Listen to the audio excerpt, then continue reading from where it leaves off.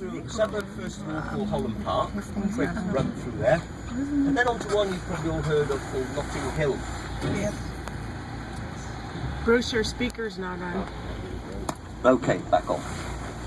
We've got to get out of here first, though.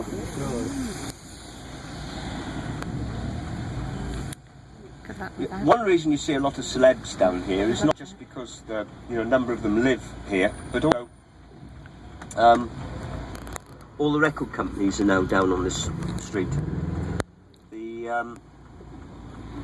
Traditionally they would have been up in the centre of town, and now they've all come to somewhere that's a bit cheaper.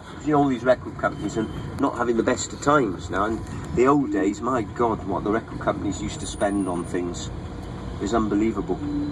The sort of expenses that they would have, the money they used to throw around on acts at one time was unbelievable. But now they're all suffering a little bit, so we don't quite get the same hospitality going on. So anyway, part of that is them all moving down here.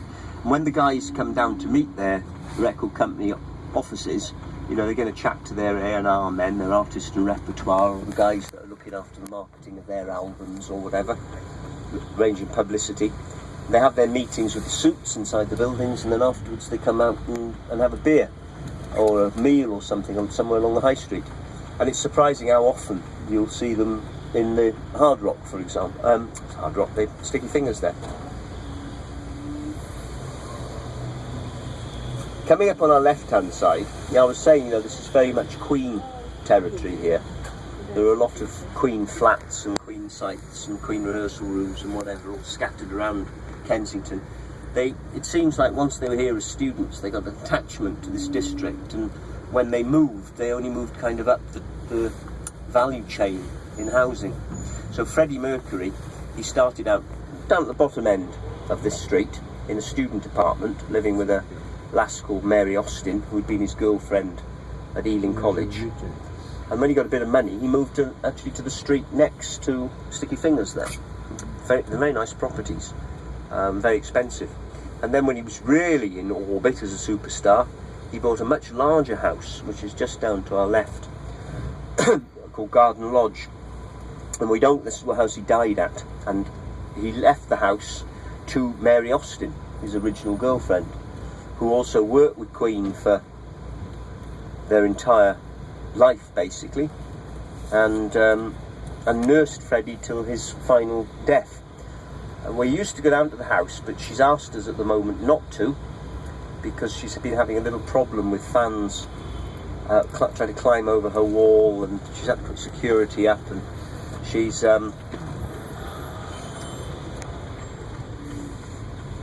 mostly Japanese fans, because there was a report in the Japanese papers that Freddie's ashes were scattered under the cherry blossom tree that was in the garden, which of course is a bit fatal, because then all the Japanese decided they wanted to try and dig up a bit of Freddie's ashes.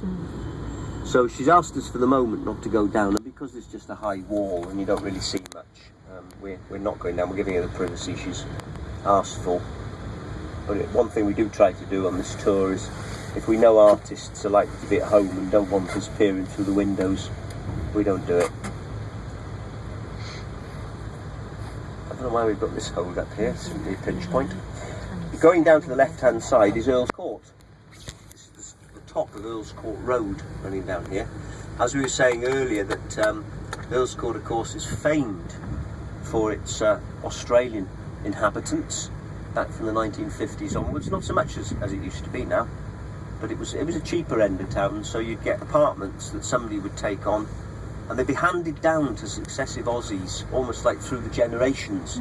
You'd have a house that might have been rented for a good 25 years, or always having Aussie residents. And there are so many Australians that live down on the Earl's Court Road that the local nickname for this was Kangaroo Valley.